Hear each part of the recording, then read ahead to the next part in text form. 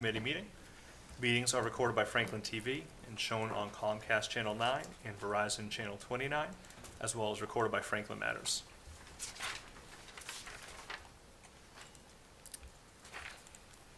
All right, so I'm going to begin with our pledge student. Michael Ialua. If you want to, Michael is an 8th grade student at Horace Mann Middle School. Michael is a passionate musician and an engaged student. We're pleased to have him represent our school tonight. Michael is an honors student at HMMS and is described by his teachers as a kind, hard-working young man with a great attitude and a love of music. Michael plays the French horn, commonly referred to as a horn, in the HMMS Symphony Band. He plays in the honors band and has qualified for the Central District Music Festival the past 2 years. Michael is interested in continuing his musical pursuits at FHS next year. In addition to music, Michael has great interest in astronomy and geography. I'm sure he greatly enjoyed the solar eclipse. He has a goal of traveling to Italy. So with the great pleasure that Mrs. Motti and the Horace Mann teachers recognize Michael tonight, we thank him for all the ways that he has a positive impact on the Horace Mann Middle School community. All will rise for the Pledge of Allegiance. I pledge allegiance to the flag of the United States of America and to the republic for which it stands, one nation, under God, indivisible, with liberty and justice for all. Thank you very much. Now, as is customary, we'll pause for a moment of silence.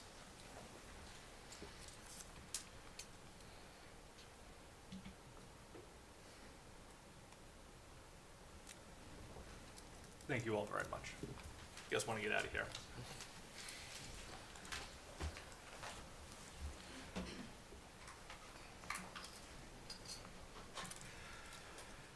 All right. Routine business, review of agenda. Agenda look good? All right. Payment of bills taken care of. Payroll? Payroll is in order. All right. Let's see. FHS student reps. Virtual tonight? No? Unfortunately, we do not have any FHS student reps tonight. We're hitting that stride. April stride. April, May, and June typically become pretty competitive in the evenings for folks to tune in, particularly our students as things happen. So we do not have any tonight. All right. Then superintendent's report. Okay. Good evening, everyone. I have a few updates to share with you. The first, I'm excited to share, we recently received an update from the facilities department and the wastewater department regarding how much compactor tonnage and the frequency of dumping that's decreased since implementing the food recycling program at Helen Keller, Remington Jefferson, and Horace Mann. To date, 70.7 tons, all encompassing, of waste have been removed from the regular waste stream since we've implemented the program. You may recall last year it made the news. I believe it was at Keller, but it was representative of all of our complexes. And the weight also includes compostable paper products and other additional food waste.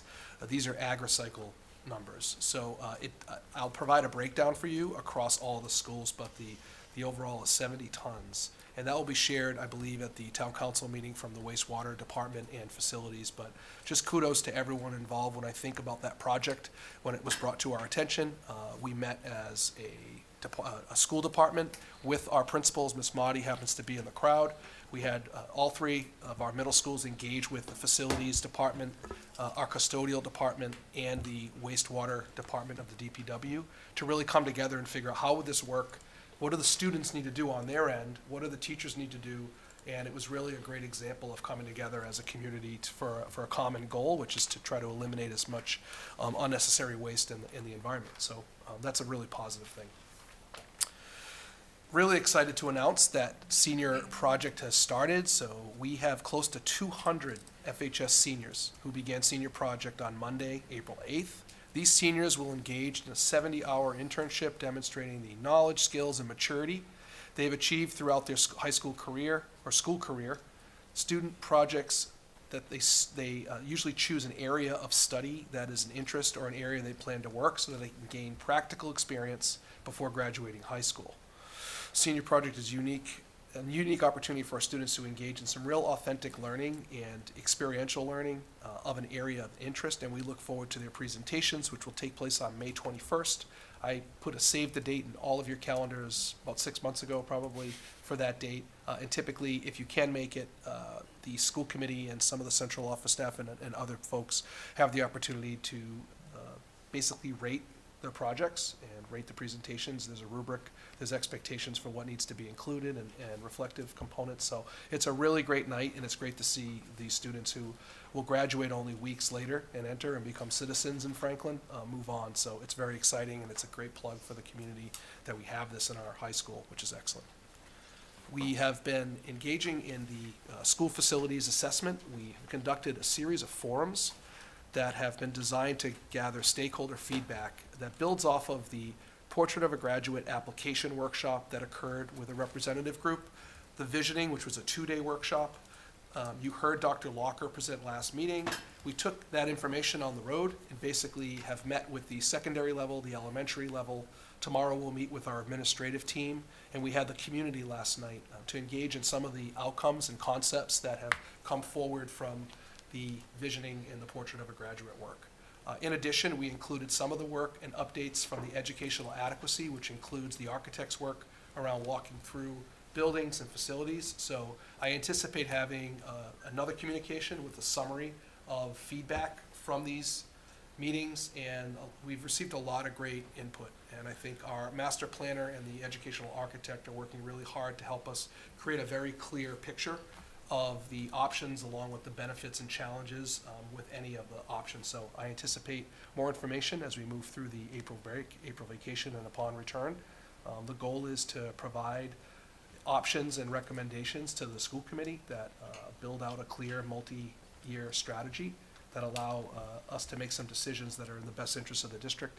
But as I said, we're about 2/3 of the way through some of these stakeholder groups, and we'll have to continue to engage in conversations, but it's been a successful process so far. Last one, half day, April 14th, it's a Friday. It's this Friday, right before the April break. The educators will have time to reflect on their goals from the year and compile evidence to showcase their work throughout the year. As April break approaches, I want to say lastly, we want to wish our students, our families, and our staff and our leaders a safe and restful break as we look forward to having students return on Monday, April 22nd.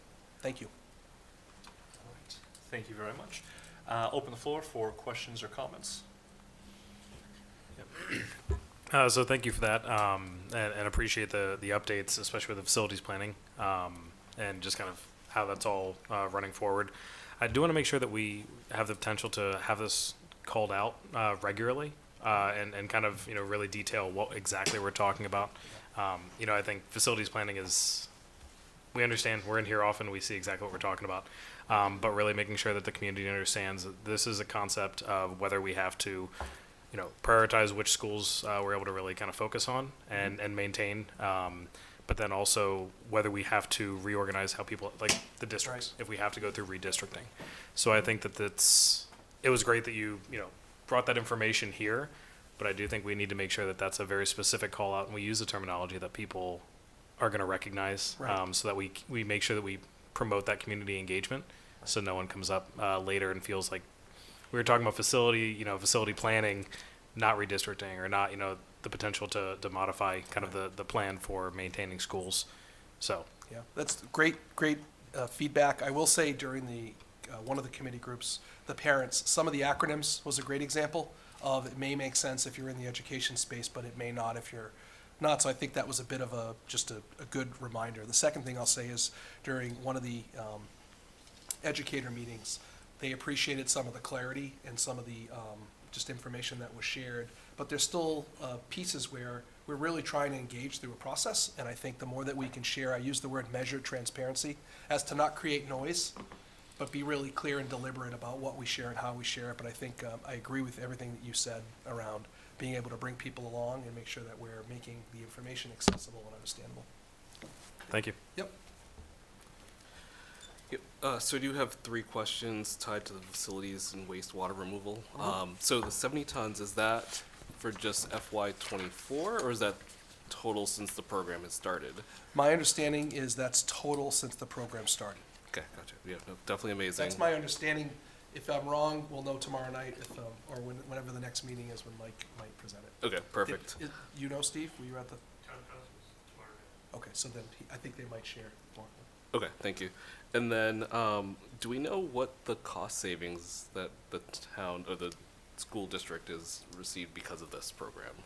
No, I don't have any, I don't have any cost figures associated with it. I only knew the amount of tonnage, because they track the tonnage. Yep. That's the only information I had. Gotcha. Okay. No, no worries. Thank you. And Yep, if you're we can find that, that'd be good. Just to once again another place that we put investment in, either be it time or money, to save something back. Because I would think that the cost of transport, the waste, it adds up over time. So. And the last question, I love the program, and I think it just helps our students become better world citizens, and really just making sure that we're caring for the planet.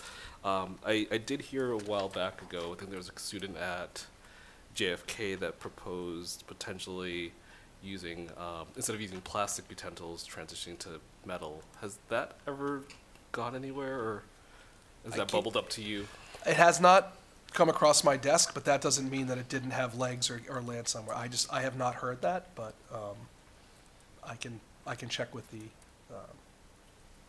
school. Gotcha. Okay. Perfect. Thank you. Thank you very much for this presentation, these updates. I would like to echo my colleagues' enthusiasm for the recycling program. I think it's wonderful that we're engaging in this, and both setting an excellent example for our student and student population in terms of sustainability in the future, but also that we're really living out our values as a school system. So yeah, I mean, any potential that we have for this expansion, yeah, that would be excellent to hear and develop in the future. So I mean, yeah, 70.7 tons, that's incredible. So yeah. We were an early adopter in the program as well, and what I'm learning is the infrastructure on the back end of where that goes and how that's done that's a continued area where they're focusing to create, almost like we have for waste disposal, a network that's been established for multiple decades to have a similar system. So we were in early on this, and I think that was to our benefit, but I'm very excited to see where this goes and how we continue to find efficiencies in this area and savings, and not have the amount of trash in the stream. Absolutely, absolutely. And when was the program started again? We started this last spring. Am I right on that? Yes, last spring, so. Okay. Okay. So it would have been in the fall. Annie Sullivan was the fall, Remington was the winter, Horace Mann was the spring. So during last school year, we phased it in over the 3 complexes. Okay, so 70.7 tons within the Yep. course of essentially a year. So Correct. that's wow. Oh, that's incredible. Thank you. I just wanted to, I've heard a lot from the students over at the middle schools about some of the senior projects and how the kids are gonna be involved with, like, helping with the music program, the orchestra, and like the art program. And the kids are really excited about that, because they bump into these kids at like the lifelong learning and things, so any chance you can get the high school kids in front of the middle school kids, it's like such a win. So, yeah, I just wanted to kind of point that out, and they're excited, so thanks. The other thing, to your point, Al, I know that I want to get her name right. I forget her name, but her last name is Dave. She is a friend of my daughter's sister who reached out to me to get information on the food services, because she wanted to bring compostable utensils to the district. It was like a science project thing she was working on. So it may be in the works. I haven't checked in on her, but I sort of pointed her to the right direction, and she was doing it for maybe it was her civics project. So Maybe. Anyway, I'll try and see if I can find out where she is at that. So That's a good, yeah, kind of a cool project. Yeah. Yeah, somebody else thought of that too. So anyway, thanks. I'll bring that to Colin. Thank you, Lucas. It's a great presentation, and I have only one question. It's a couple of parents reached out to me about the food service, what we were providing, and really appreciate for that, all those. Is there any cost saving we involved in this? With the food service program? Yes. What I'm understanding is people are appreciating the food service program that we have? Yes. Oh, great. This is great. I love it. It's the best news I've heard all week. All right. I would say that we're really proud of our food service program, and Colin is our food service director, Colin Boisvert, and he does a lot with partnerships. And I think there was a presentation months back where he talked about He does a meat share, basically a co-op where we're coming together with a variety of communities to purchase our beef and those products. He's contracted with an organic farm down the road, Silverwood Farm, where he's at the point where he's talking to them in the fall about what they're going to seed and plant for us in the spring. He's that involved because he's thinking about his menu, and it's really planful. The third piece is Red's Best is a seafood company where I don't know if it's a conglomerate, I might be misusing that word, I'm in the public sector, so forgive me. But anyway, he's worked with Red's Best to provide seafood to the district in many ways. I think you've seen that on some of the menus and posted online. So we're really grateful because what he's been able to do and how he's been able to do it. He has a chef on staff that's able to buy in bulk, prep it there, send it to the middle school so that it's consistent around the food products. There's a cost savings there, and he does all this within his own budget, which is basically has to self-fund. So he does phenomenal work, and we're really lucky to have him in the program. And my children say the same thing about the food and whatnot. So thank you for sharing. Did that answer your question? Yeah, that's good. Okay. Thank you. Very good. All right, wonderful, thank you very much. All right, so we kind of, we'll move along to guest presentations. We got Horace Mann highlights. All right. So we're joined tonight by the Horace Mann principal, Rebecca Motti, and the Horace Mann assistant principal, Jen Santasuso, who's joining us. Folks online may recognize Jen from her role as a high school assistant principal, but she has been working at the Horace Mann Middle School for the last 2 months, and we're really excited to have her join that team, and I'm excited to hear about the highlights at Horace Mann, and I'll kick it over to you, Becky. Great. Thank you, everybody.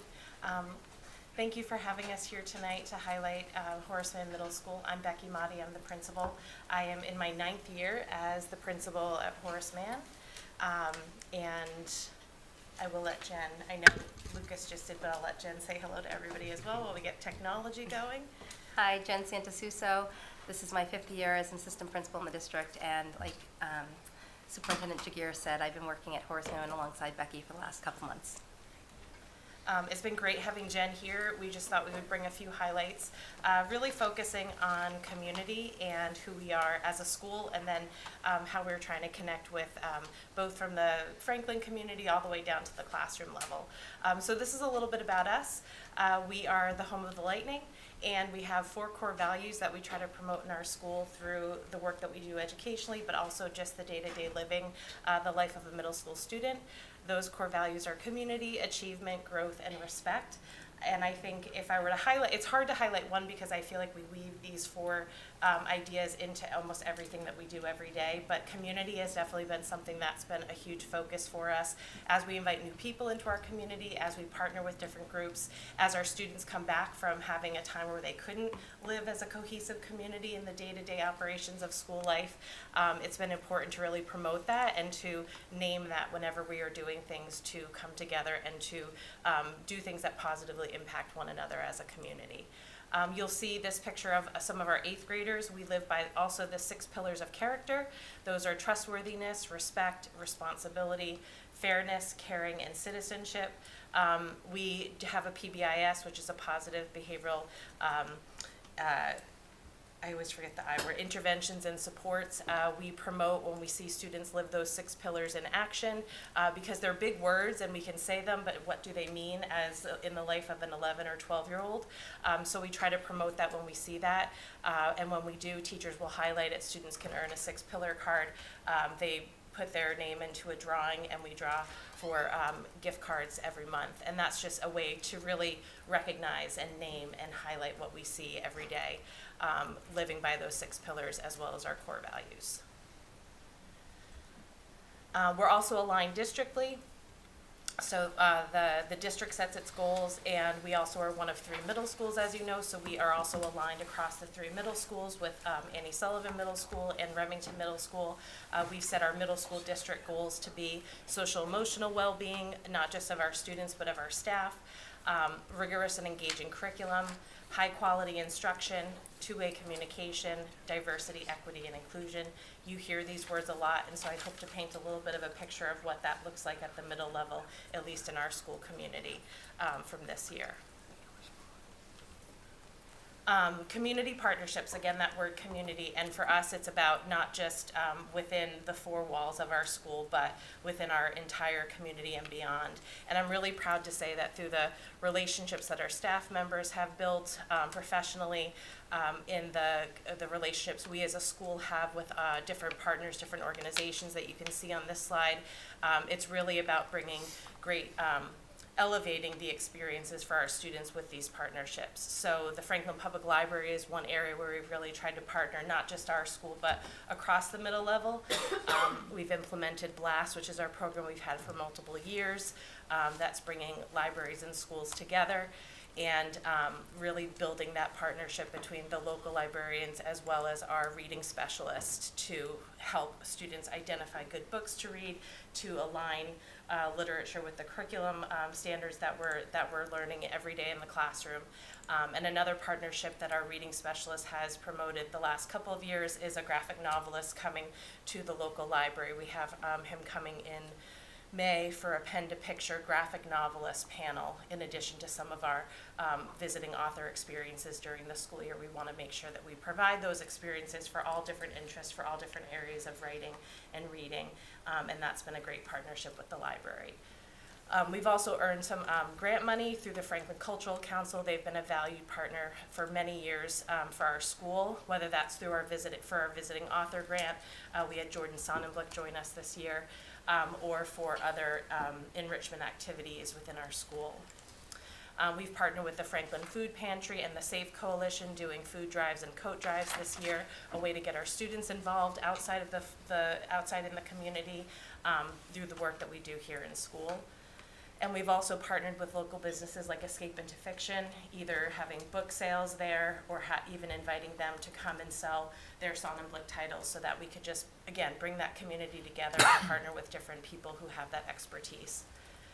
They were able to host our Jordan Sonnenblick community event. It was really well attended, and it was a great community event that built off of what we did in the middle schools. We also try to bring in guest speakers as much as possible. Mr. Vaca is in the audience tonight, and he has built a long-lasting professional relationship with Janet Applefield, who is a Holocaust survivor and has recently published her memoir. We're bringing her back again, not only to our school for 8th graders, but we are trying to have that experience across all 3 middle schools. Genocide education is something, as you know, the state is implementing that we put into place for all 3 grades. This is something that Horace Mann has really been promoting, the education of the Holocaust and Holocaust education for many years. So this is really complementary to the work that Mr. Vaca and others have done for many years. But bringing somebody like Janet Applefield has really been a culminating event for our 8th graders, and to just have that experience of meeting someone who's had such a history and such a life experience is pretty amazing.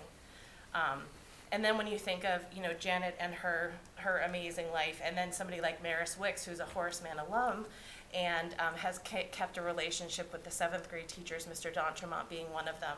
She is a science illustrator. She illustrates science graphic novels, and she has come back to our school several times to talk with our 7th graders about where her love of science actually took her down a path of writing and illustrating.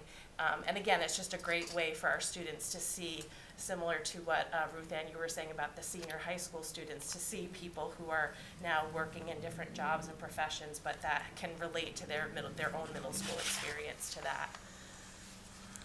Like I said, we had Jordan Sonnenblick come for our visiting author. I'm proud to say that this is the 3rd time that he's come, so we've had 9 years of middle school students experience Jordan Sonnenblick.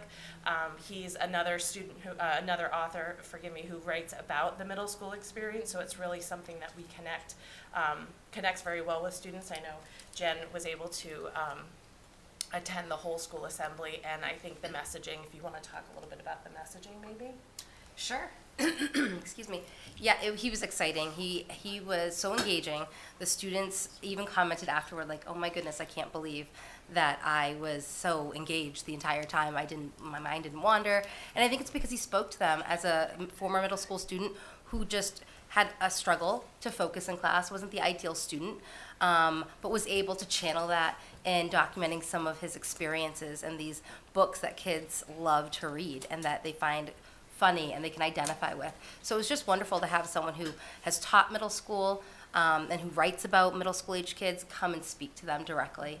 And I just want to give a shout out to Erin O'Leary, our reading specialist, and everyone who partnered with her to make that happen. Even leading up to that, I mean, I know we participated in read-alouds.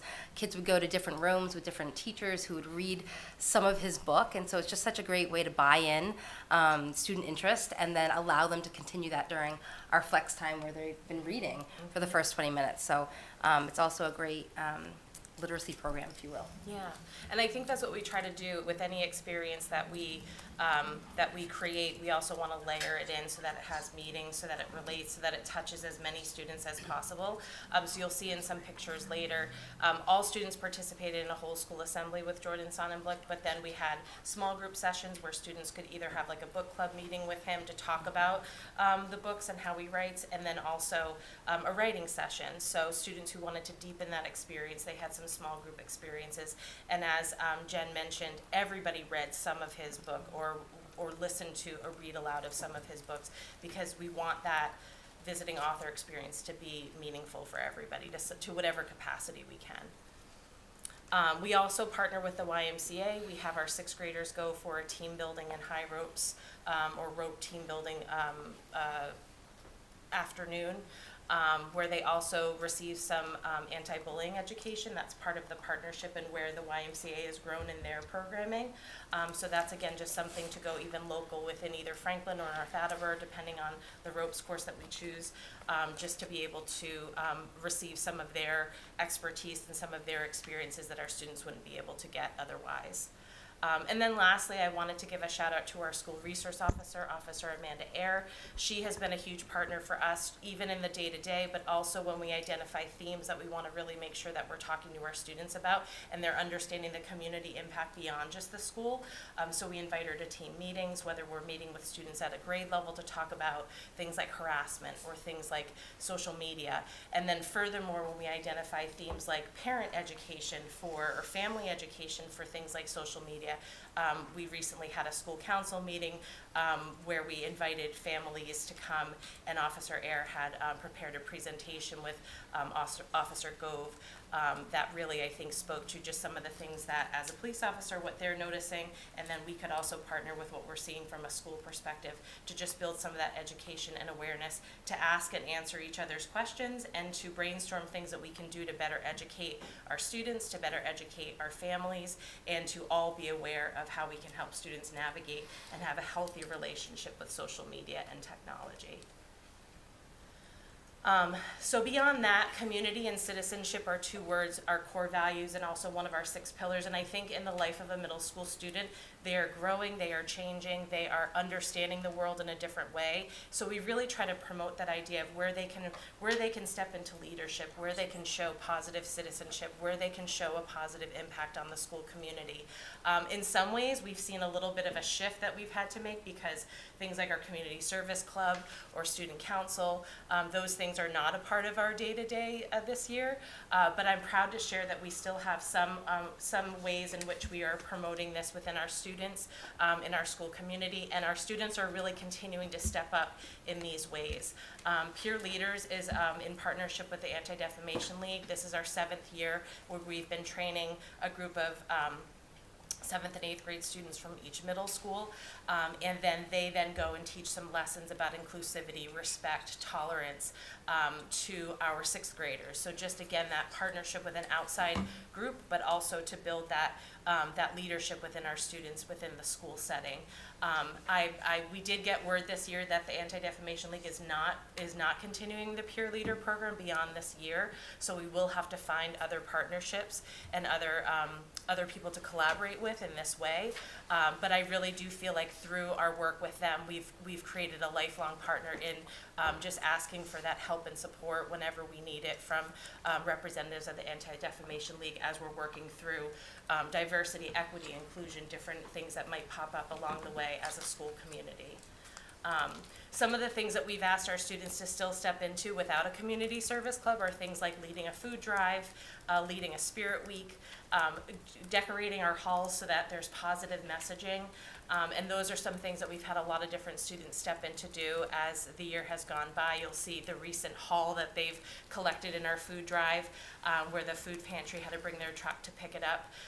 Really, really great to see that just on a daily basis, they're committed to understanding what the needs are of the food pantry, making it a fun and engaging. We had it be a competition between advisories on who was bringing in these different items, identifying the high needs items of the pantry, and then really making sure that we connected with the food pantry to bring those items to them. Those are a couple of pictures of our peer leaders in action. They will go through different activities and different lessons. They, again, become trained to then teach our sixth grade students some of these lessons. And again, seeing students teach and be in those leadership roles, I think, is really important for our sixth graders. And then just a couple of our fun pictures that are up, just to keep our hallways positive and to, again, tap into the skills of our students in our hallway artists. Unified basketball is another thing that we've continued for a second year, building off of the high school program. Our music program, we've heard and seen some of our students, our pledge students then turn into music mentors, whether through lifelong learning or even sometimes our 7th and 8th graders will attend 6th grade rehearsals to build some of that mentoring skill. And then, like I said, living by those 6 pillars is another way where we recognize student leadership, and where we've been able to continue doing that despite not having clubs or some things this year. The PCC is another partnership that's been hugely valuable for us, and we continue to build. I think the middle school PCCs are always looking for more volunteers and more participation, but I'm so lucky to have the group that I do have, and they've been really working hard to commit to the funding for field trips, the funding for enrichment activities, like I said, helping us spear our food and clothing drives, social experiences. They really wanted to make sure our students were engaging in some of those fun evening activities as well, and so a winter social was a new tradition that our school started this year, and here are some pictures from that. It was a great night, and the students really enjoyed it, and it was great to see how many parents came together to provide that opportunity for our school community. We wouldn't have been able to do it without the number of volunteers that we had and their generous donations. We've also, again, without having a yearbook club, have our PCC managing our yearbook, so we're able to promote all of the things that we do in that way. And this is what we're able to get through a lot of that partnership, are just some really hands-on, authentic experiences for our students. So these are some pictures from our recent field trips. Save the Bay is a great organization that our 7th and 6th graders participate in either looking at the salt marshes and examining the salt marshes at Colt State Park for our 7th graders, or actually taking a boat ride in Narragansett Bay in Providence with our 6th graders to talk about water quality and to talk about the impact of humans on the water and the ecosystem in the bay. So just things to build their awareness. We have students up on those rope courses, challenging themselves as they start off as 6th graders. And like I said, some of these small pictures of our small groups that got to meet with Jordan Sonnenblick, as well as a visit to the State House. With our civics curriculum, we've built an 8th grade field trip to tour the State House, and it's interesting, our students in elementary school do that, but to see them then do it as 8th graders, again, with the level of knowledge and awareness that they have, it's been really meaningful to hear some of their anecdotal reactions to how meaningful that experience is for them. And so these are just things that I want to make sure we're showing that these things are happening with all of those community partnerships that we're engaging with. And what that's doing, it's enhancing and complementing the work that we're doing in the classroom every day. So there's a lot of work that's going on to make sure that we have that high quality instruction and that engaging and rigorous curriculum. These are a couple of pictures taken in action from our classrooms. Open SciEd is a science curriculum that we're in the 2nd year of implementing. Teachers are attending professional development to be able to roll out this very authentic phenomenon-based curriculum. This picture in the center is the launch launch of a unit in science where they're talking about sound waves, and so the launch is to take apart a speaker and to start asking questions about what parts go into the idea of making sound, and therefore the students from there continue to build off of that skill set or those initial questions to build and master the standards in that unit. Universal design for learning is something that we've really been focusing on at the middle level as well. That's eliminating barriers and using different instructional approaches to deepen student learning. So whether that's student applying their learning, like in this sketch of genotypes and phenotypes of taking all that they've learned to adapt it to, in this case, the minions, if they're going to be yellow or purple, and what's recessive and what's dominant. But we've also had students do their own family traits and just being able to apply that to their own experiences, or an experience on a sitcom or something like that, which is actually really fun to see what's on their minds as 8th graders.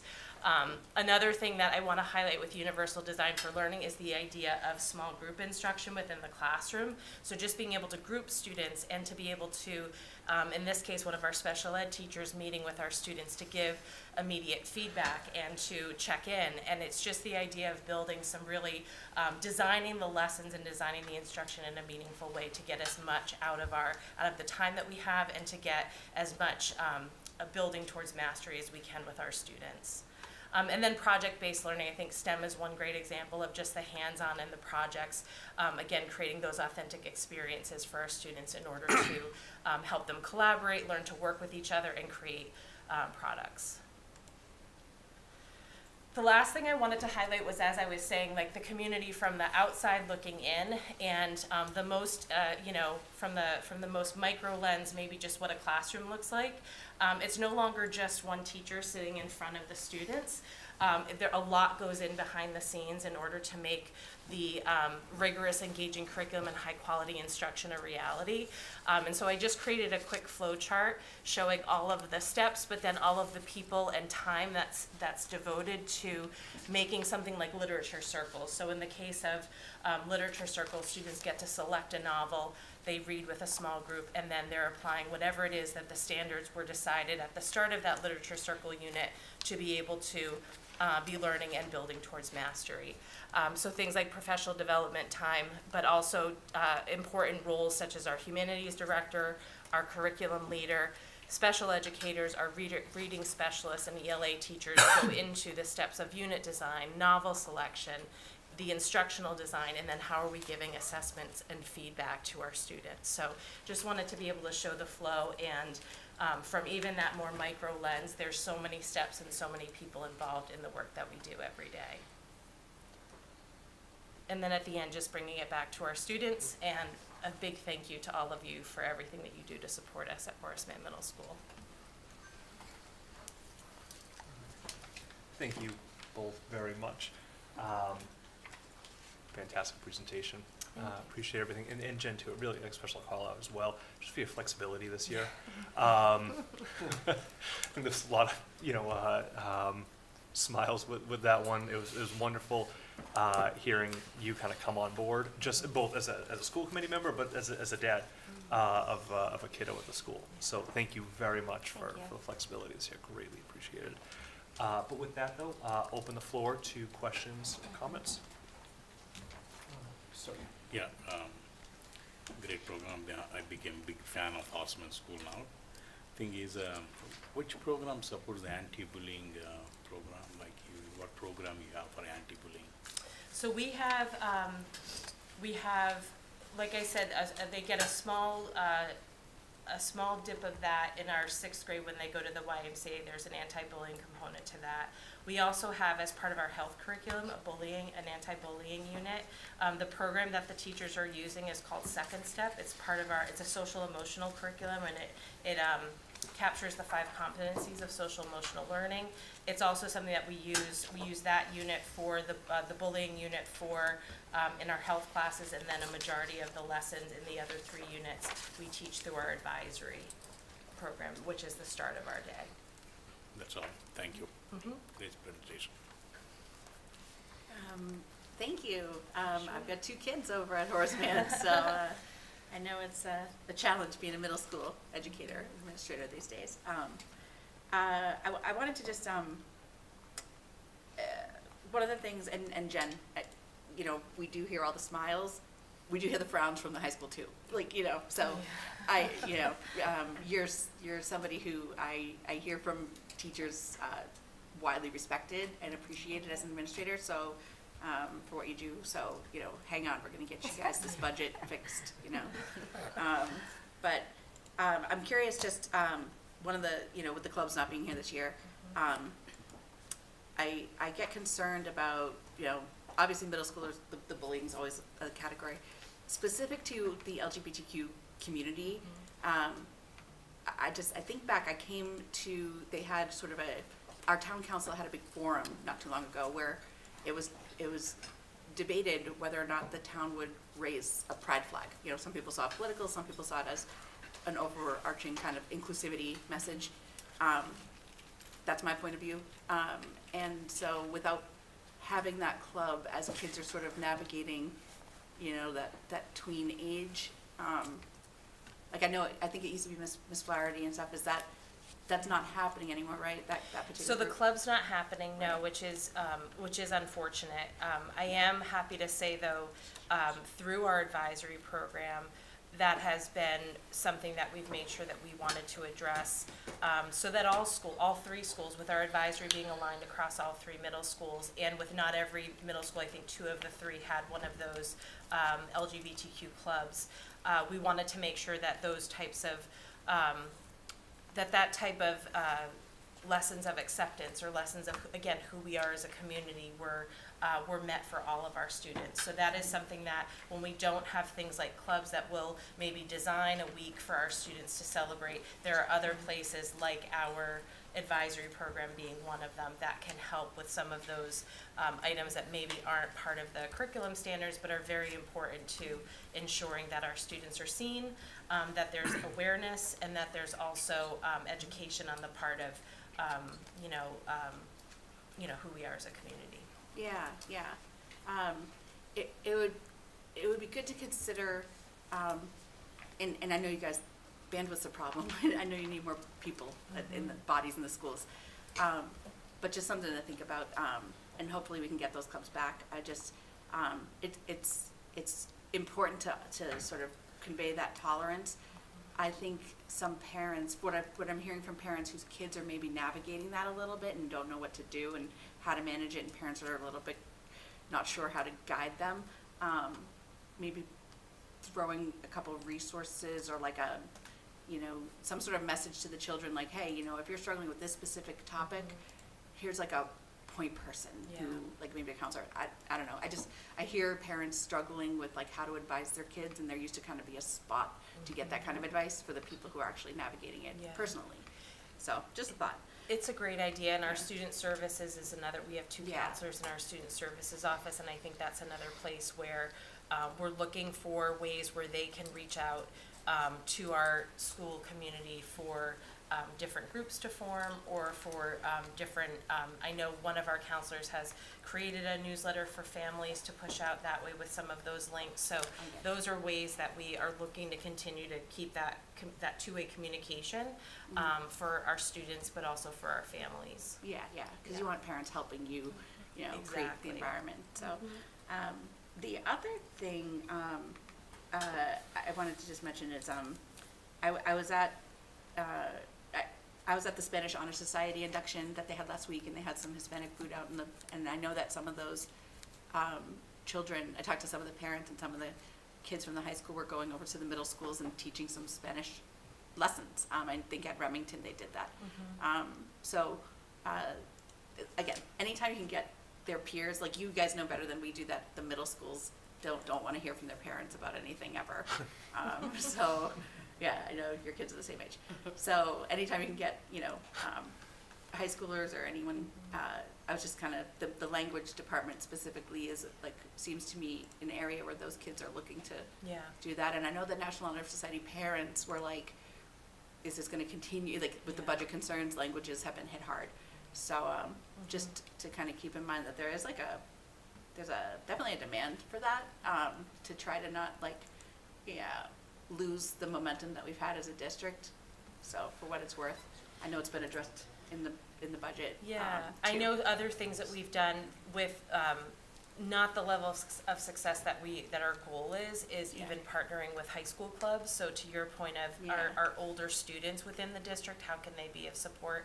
And I know that the club offerings at the high school have been even more robust than the offerings at the middle level. So, being able to think about, some of our advisory conversations have been trying to pair up with different clubs. I know when different clubs create middle school experiences, we just had the Scope Club promote Yeah. an evening event for us. So we are trying to build that communication and to leverage what they're doing for our students, and also to tap into some of their expertise or their desire to help build awareness and just that idea of community within our middle schools. Yeah, and it sounds like that's like the goal. And, Yeah. and with like a more stable budget, you probably will have a little more bandwidth to kind of do those things. I know Mr. Vaca back there, who's always here, is like a legend in town. There was some photos that I shared recently about, well, I mean, a lot of our educators are. But I shared a photo recently on the social media about him bringing some kids to the senior center. Yes. Things like that go so far when it comes to like the community at large, understanding how education has evolved and how this project-based learning and things like this, they do take investments, but the rewards are just humongous. Yeah, So, and our opportunity for our students to interact with different members of the community that don't walk Yeah. into our schools but are very important, and to build Right. those relationships. I agree. right, and I was over there on Friday, and I can tell you, a lot of those seniors are saying to me, don't put me in that category of a senior that doesn't support education. Like, I'm gonna support this Yeah. school. So it's good. So I know you hear always like, people aren't fixed incomes, they don't want to support the schools. It's not all of them, so. And I just want to promote that it's taken just that creativity on the part of our teachers Yeah. to look for a grant, or to look for a way to connect, like Mr. Vaca has with the senior center, or to, make sure that we still have a food drive with the help of the PCC and our students. So just ways to make sure, like you said, that the momentum doesn't completely stop, but we find other ways. It is, there is only so much that we can do. Those clubs provided a lot, but there is a lot of creativity and commitment still on the part of our teachers to ultimately create that, that community, but also those citizenship and leadership lessons for our students. Yeah. Well, thank you. I appreciate all you're doing. Awesome. I do want to just remind everybody, we do keep minutes here at all of our meetings. So Mr. Vaca, being a legend, is now an official public record. Nobody's gonna talk to me at school. Thank you both so much for this presentation and highlighting your school. It's absolutely apparent just how much building this community is a true value to not only both of you, but your entire team. I think it's wonderful how you mentioned you both call out in a positive way and reward demonstrations by the students of your core values, and I think it's excellent just for the leadership to really establish that culture of being kind and respectful to others and building that community, and just taking a look at the long list of community partnerships with the library, cultural council, food pantry, and local businesses, as well as the other opportunities you have for trips and other partnerships through the PCCs. It's fantastic, just the enriching experience that you guys go really above and beyond to provide for the students here. So thank you very much for bringing this information to us. It's great to see what you're doing, and please keep up the good work. Thank you. Excuse me. As always, thank you for everything you do. We know that the middle level, that's very pivotal in a student's life, and educators play a critical role because they're now expanding their scope of trusted adults. So thank you for what you and your staff do. Much appreciated. Just listen to this presentation. I am very encouraged, and I love that what you're doing regarding the literacy work, all of it, because with all of the things that our students at this level are being bombarded with, technology, friends and whatnot, reading doesn't fall high on that list. So all the things that you're doing, at least to help engage them, to find to kind of build that appreciation for the written word, is great in terms of getting the authors in, offering the audio books to listen to if they don't want to read it, because you never know what might kind of get somebody to grasp to it and dive in deeper. So thank you for that. And even just partnering with our local library, that's great, just to kind of bring literacy to the forefront. I know that's a tough one. I know we talk about math and sciences a lot, and it's easy to focus on that and see where people struggle, because there are people that are just not math people and there are people that are math people. But I think from a literacy perspective, you need that to help even understand math and understand and interpret what's being written in the test. So appreciate that. I did have a question though on the YMCA team building. Thought that was a great program, especially for 6th grade, just to help broaden the students' perspectives. Can you speak to like how that came about and how is that funded now? Yeah, so the program, the only funding that we have to pay for, because I think there's a partnership through the YMCA to offer this for schools, is for the buses to get there. So it's a relatively low cost field trip, if you will, for our students. We do it in the fall of 6th grade, and we do it with that intention of, we have 2 elementary schools coming together. We want to make sure they see themselves in a new light as middle school students, and we also want to create, middle school can be a scary transition, and there's a lot of nerves and there's a lot of things to, adjust to, and that idea of setting goals, taking risks, leaning on each other, trusting your teammates, I think are important lessons that they can learn. And then I was just walking by, we still have a lot of pictures up from the fall of the students in action, which I think is just a very, again, valuable experience to kick off their orientation into middle school. So we like to continue that. We noticed that the program at the North Attleboro Y ends up offering a little bit more as far as the ropes experience, which is the highlight for the students. So we like to, we've been going there versus Franklin, but it's through the Hockomock, and again, like I said, it's a bit relatively low cost to us, with I think the benefit of giving that experience for our students and letting them see what another local organization can provide too. Great, no, thank you, appreciate that. And, yeah, definitely something worthwhile. And I know, I wasn't aware that the other middle schools as well participated as well, so that's great that it's. I know they have in the past. I don't know if they went this year, but I know that in the past the different schools have all gone. And I think depending on how they do their orientation, they may or may not go. Great, thank you. But once again, continue doing the great work that you and your employees do. Definitely sets a great foundation for them when they transition to high school, just to have those skills and experience and exposure to different things. So thank you. Thanks a lot for the presentation and just kind of the information as to what all y'all are doing. A couple things that really stuck out to me, and actually it's echoing some of what my colleagues have already said, is the importance of really kind of bringing kids out and kind of getting them out of their shell and moving past just education, where they're engaging with the community and really seeing kind of the importance of that. And just the sheer number of things that you have at the school that have various aspects of community engagement, I thought were really interesting. But then also looking at what is actually being taught in school and the subjects. As a geneticist myself, I did enjoy the fact that you're already addressing some rather complex things. It amazes me how much that has kind of drifted down. For us, it was like sophomore, junior year of high school was the first time we heard those words. So I really appreciate the fact that you can convey complex situations like that, and that you have those kind of really holistic, engaging science programs. So please keep that up. I think it's really important. Thank you. Yeah. Wonderful. Thank you again so much. Greatly appreciate all the work that you're doing. Thank you so much.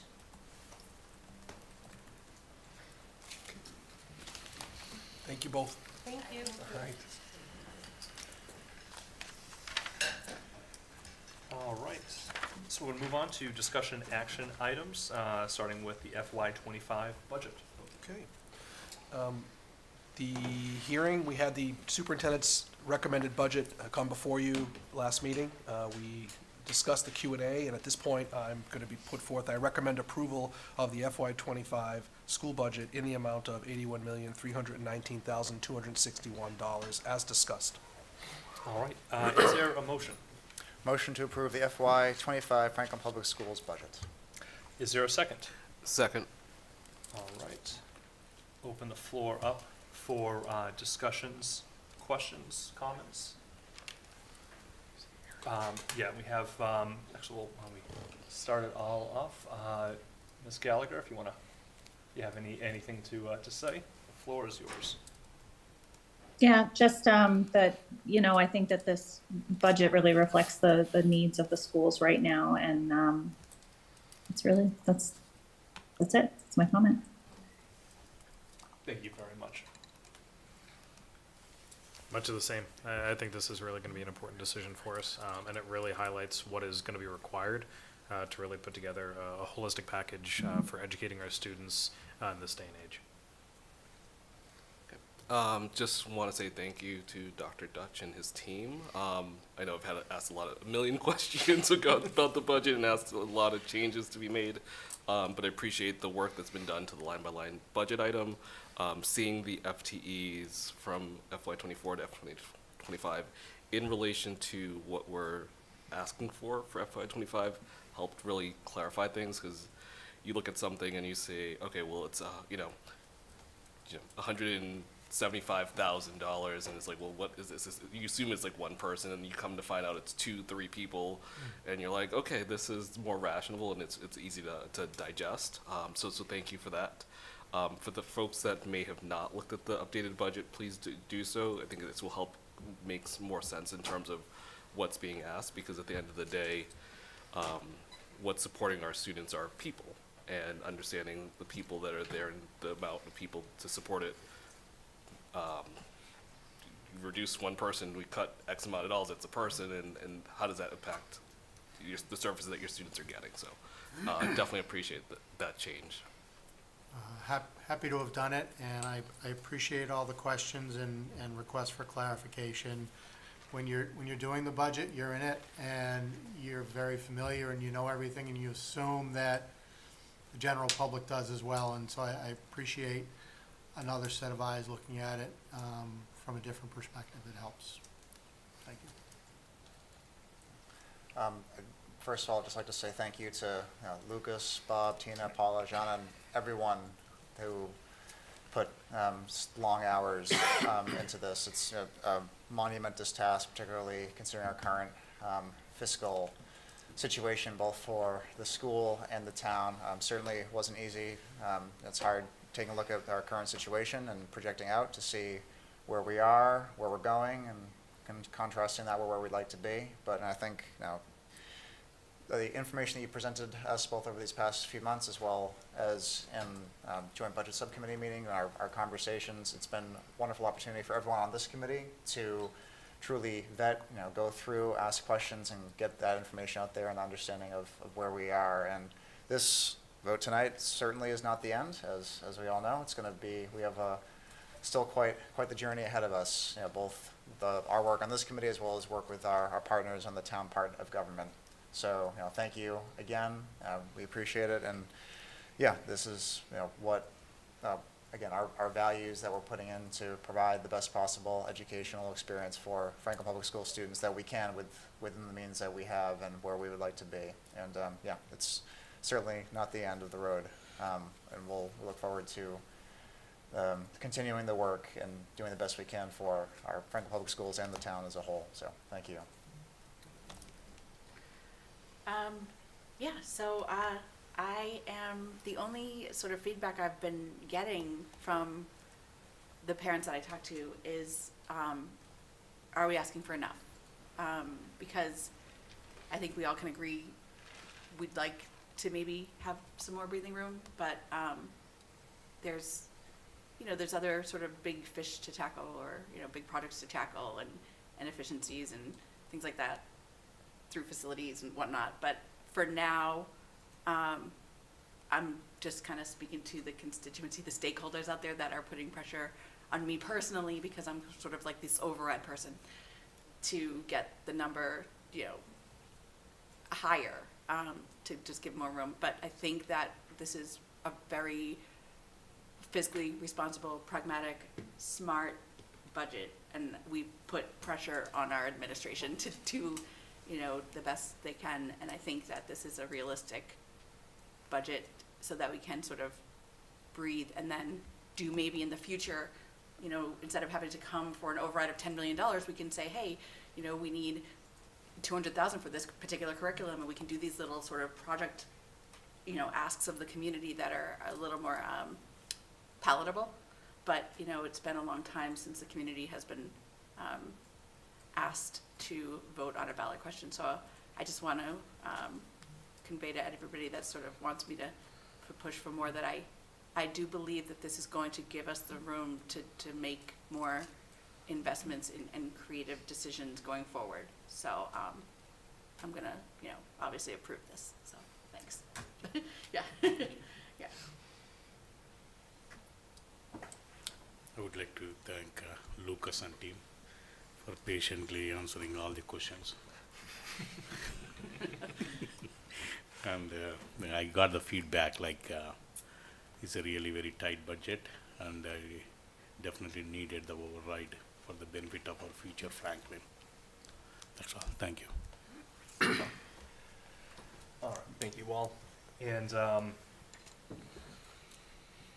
also get an opportunity to chat too, not nearly close to 10 o'clock either, so I can keep going. Lucas, your entire staff, this is a fantastic budget. There's definitely always opportunities to kind of grow and expand. There was that whole, we asked you to do 4 budgets. One of those was that Thrive model that I think is, there's a lot more that we can do in the years to come. But what we have in front of us, that stabilize and that partially restore, still amounts to, it's a 12.9% increase. With this budget, when historically the allocation has been about 2.7%. We're certainly going to know more in the coming days. I think on Friday, the town administrator releases his recommended budget. And, but unfortunately, just looking at the realities, it's unlikely, I think, is a very fair statement to say that we're actually, be able to see this 12.9% increase to kind of come in with this budget that we have. And, so I just want to just state, I know tomorrow there's a town council meeting, and I'll be there kind of speaking just at the citizens' comment, just in support of this budget as we go to approve it, with the request that, my colleagues kind of do what they can to be able to fund this budget as it stands. Up to an operational override, if that's what it's going to be required, because at the end of the day, Franklin's tax base just does not have the funds to be able to kind of sustain a 12.9% increase. But this is a budget that has been very well vetted and is required in order to kind of continue to educate our children moving forward. And so again, I want to thank all of my committee members, and superintendent, your entire office, for putting forth this budget, and look forward to conversations with my other colleagues as well as we do kind of move forward, and again to kind of show support for this budget, because we do need to be able to fund the education of our children, and just historically, the numbers aren't aligning. But again, I think in the days to come, as the town administrator does release his report, we'll have a much clearer idea of exactly where we stand. With how close the town is able to get to this $81 million budget, and then we'll just have continued conversations moving forward, or I hope that we do, to be able to make it so that we can get to this number. So. I'll just wait. I'll wait. No. You're up. I'm not going to follow up the chair in his comments. I'll wait for the process to unfold. All right. That said, unless there's any other questions, comments? All right. Seeing none, the vote will come on a roll call motion. Can I make one more comment? Yeah. Sorry, I do think I've done sort of what the community has asked of us as school committee members, and gone out and talked to the town council, met with people one-on-one, tons of phone calls, tons of emailing, and I do feel like we have a solid chance to get on stable footing here. I do think we have the majority support of parents that are aware So I guess I just want to speak to the community while the subject's here, that you can make a difference. You can email the council and ask them to support these experts who are bringing this budget forward and what is required. This isn't like this isn't like you pointed out, this isn't the Thrive budget. This is the stabilized budget. So, anybody out there who wants to help our efforts and our advocacy can lend that sort of statement over to the town council and, speak during citizen comments and just encourage this budget, because I know that we certainly will be.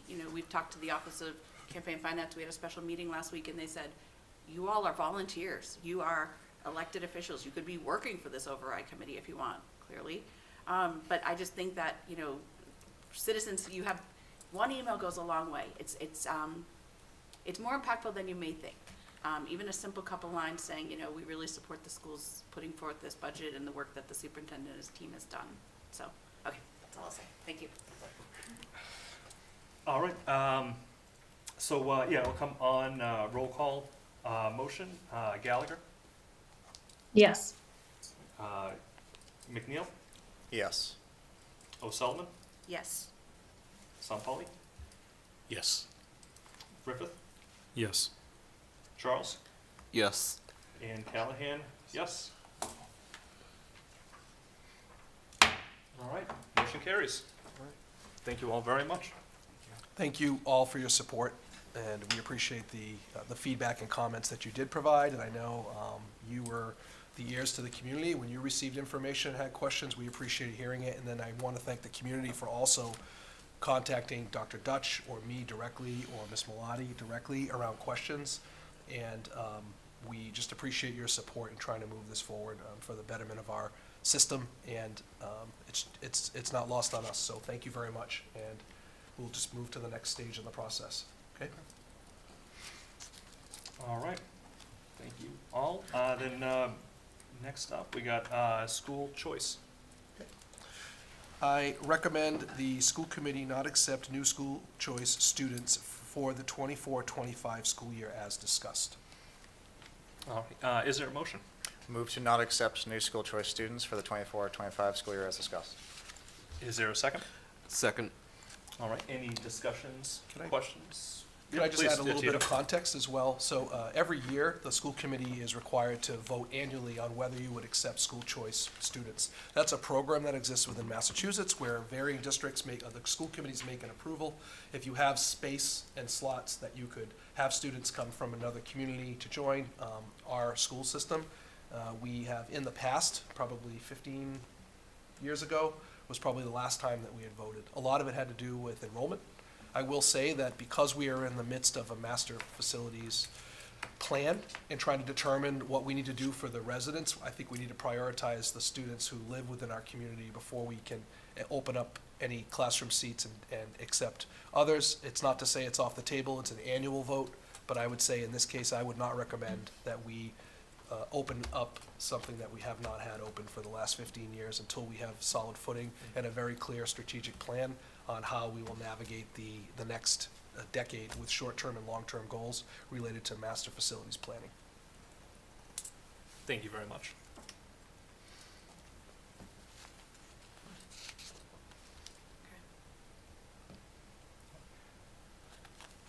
All right, seeing no discussion, action, any discussions or questions, we'll do another roll call vote. Gallagher, Yes. Griffith, Yes. Charles, Yes. McNeil, Yes. Callahan, yes. Sullivan, Yes. and Sampoli? Yes. All right, motion carries. Thank you. I recommend adoption of policy JFABB, admittance of foreign exchange students, as discussed. This is a second read, so it's up for adoption. Is there a motion as discussed? Move to adopt policy JFABB, admittance of foreign exchange students as discussed. Is there a second? Second. All right, discussions, questions, comments?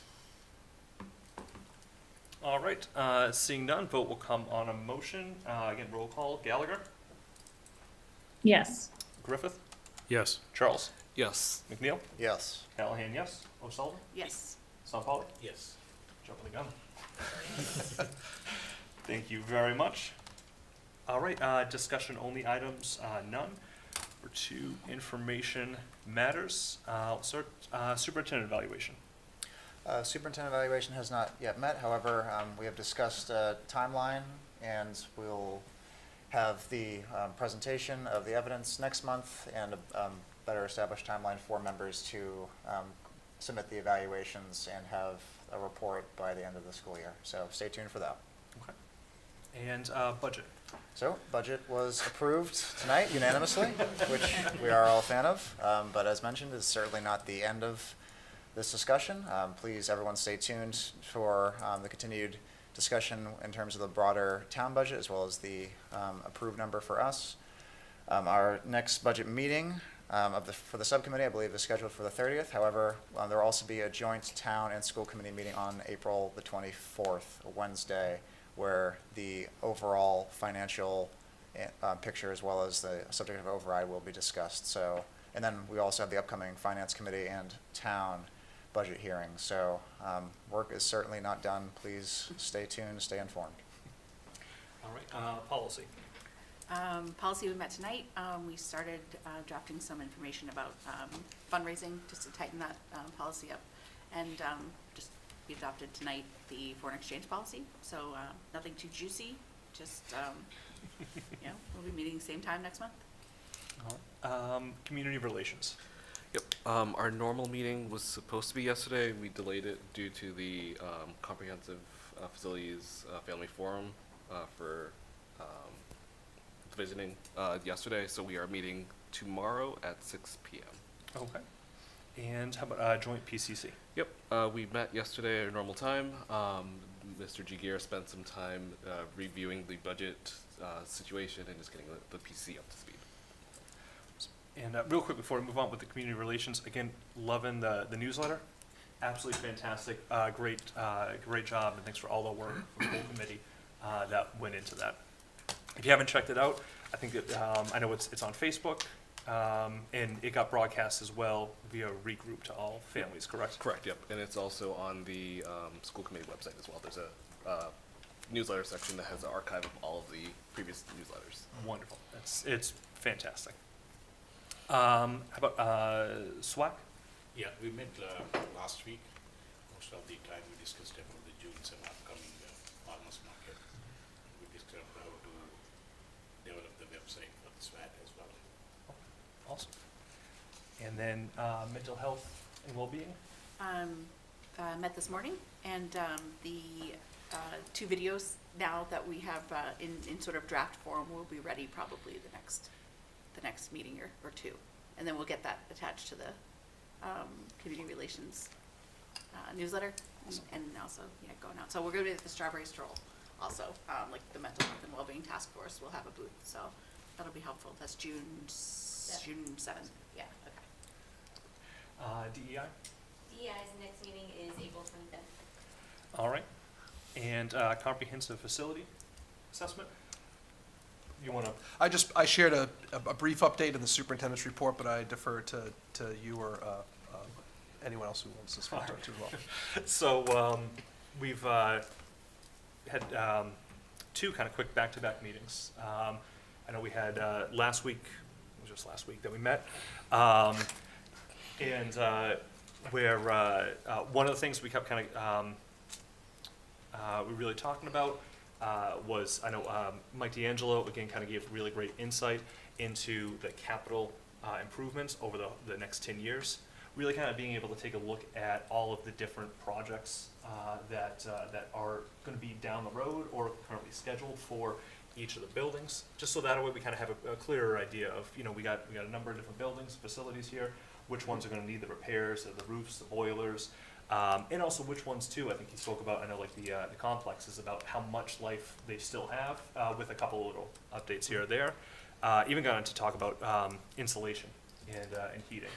And that's actually something I had reached out to him as well. I'd love to be able to kind of share back, hopefully soon, but a breakdown of each of the buildings and just kind of how much it costs to heat and to kind of run each of the buildings that we have.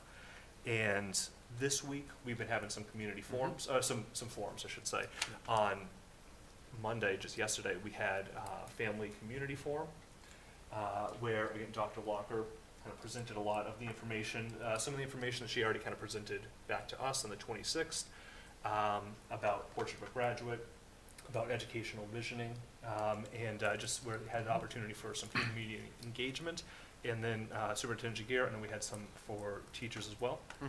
We had a forum yesterday during the eclipse with our secondary educators, and then today, with the beautiful sunshine day, we had our elementary join us after school. And so far, we've tried to just bring people along. I call it measured transparency, kind of having accurate information to share. But I will say the takeaways thus far this week have really added a lot of good information for considerations, for concerns, for goals and hopes, and ways to mitigate concerns. I thought that was an interesting question to ask people, like, hey, I'm curious about, X, Y, and Z, and to just build off of our school committee member Griffith's point around just trying to make sure that we provide as much information that's as clear as possible as we move along in the process. I anticipate the outcomes of these forums has really generated a lot of great information. In addition to, that's one element of multiple things that we need to consider as we consider master planning across the board. So you brought up facilities, facilities, kind of the nuts and bolts mechanical. We talk about enrollment. We need to discuss how we're organized, how does our ed visioning and the outcomes of that work tie into how we anticipate educating students, how our in-district programming and special education programming exists across all of our schools. So I do think this is not a situation that we're gathering as much as possible, but I don't anticipate not having some really clear information for folks this year, and even by the end of the month and into May. I think we know enough. And I'll just reiterate to the community, if you've been paying attention, we have been talking about these types of concepts since for a long time, but I do know after the closure of Davis Thayer, the redistricting of students there, the redistricting assessment that we conducted last year that school committee member Charles and I oversaw, it's all the forums from that, and kind of where we landed today is last year there was a concerted effort to say we need a little more information in a long-term plan that considers all options, and this is what we are doing, and I think we're trying to get on the table like, hey, let's really zone out and let's provide tangible, realistic, rational options for our district, and I think we owe it to our students, we owe it to our community to just really do this work and do it well. But I anticipate in the coming month and even month and a half that we should have some real tangible ideas of how we can implement and what would make the most sense for our district as we look not only to a year, 2 years, but a decade down the road. Appreciate it. Thank you very much. And on that note too, I think the next meeting that we have for that subcommittee will be May 1. All right. Go into consent agenda. I recommend approval of the minutes from the March 19th, 2024 school committee meeting as detailed. I recommend acceptance of a check for $3,500 from the Franklin Educational Foundation for supplemental supplies as detailed. I recommend acceptance of a check for $6,900 from the Keller PCC for field trips as detailed.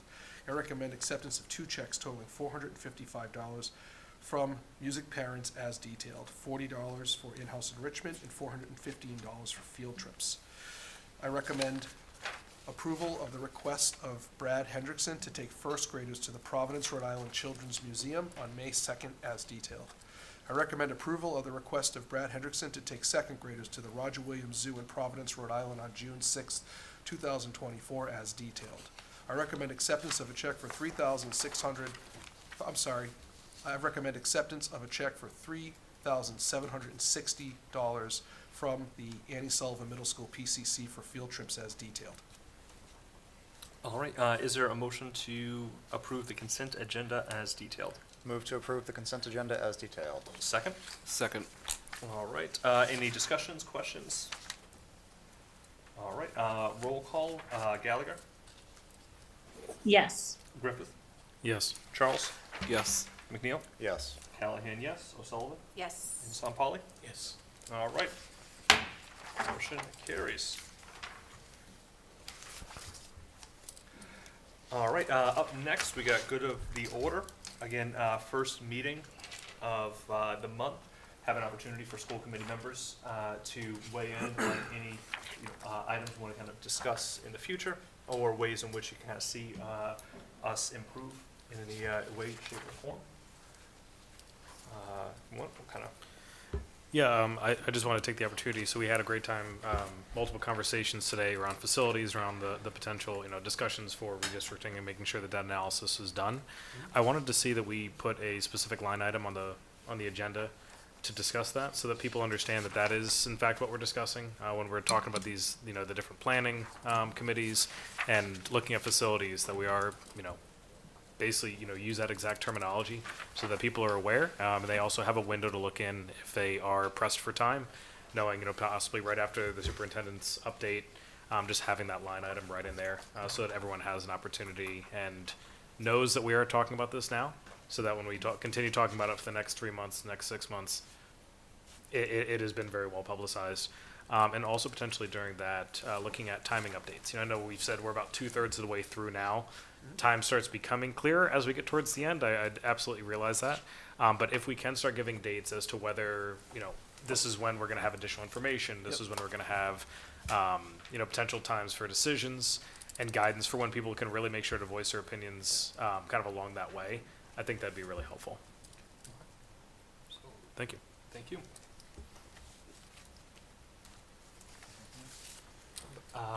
Gallagher?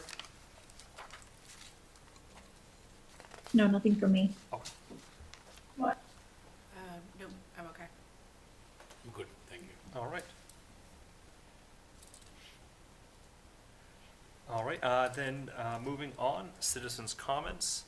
Are there any citizens in the audience, in person or online, who would like to make a comment on an item not on tonight's agenda and falls within the committee's purview?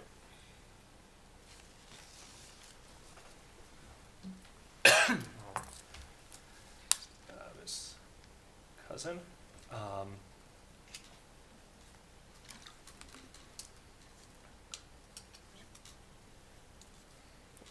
Sorry, Dr. Rogers, did we have someone with a hand raised? We We did. did, and it appears that they took their hand down. Oh, no, it's back.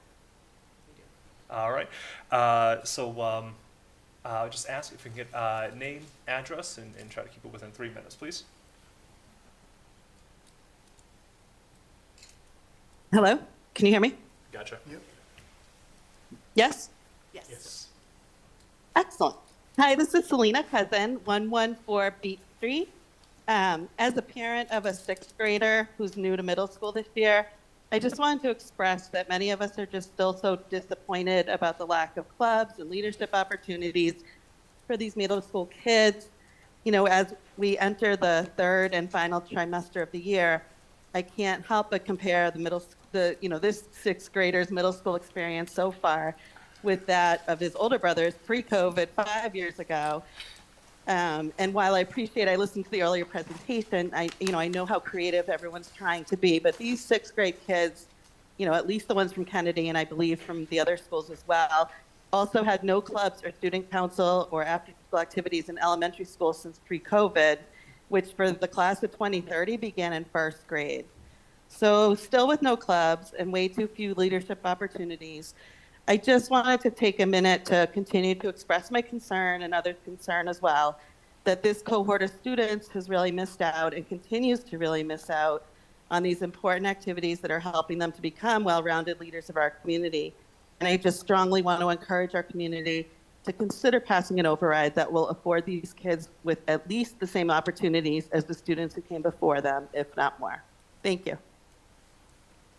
Thank you very much. And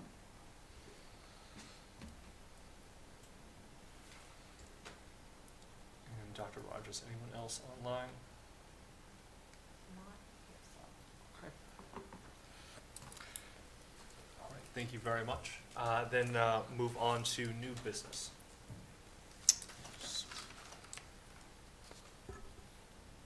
As Mr. McNeil mentioned, we have a joint town and school meeting, in essence, a meeting with town council and school committee that will take place on April 24th. I'm just confirming the time as I look here. I want to say 7 p.m., but I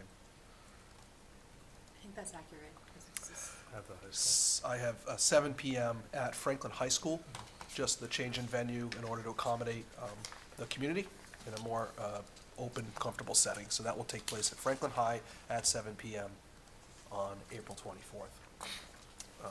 Our next meeting coming up in the next few meetings, Mr. McNeil also mentioned superintendent evidence of the work that I've done, but ultimately we want to also include in that, or in those messaging and the presentation, is the work of the district from the district improvement plans, so that we can communicate where we are with those and provide some metrics and measures of what we've been able to do in our progress towards those goals.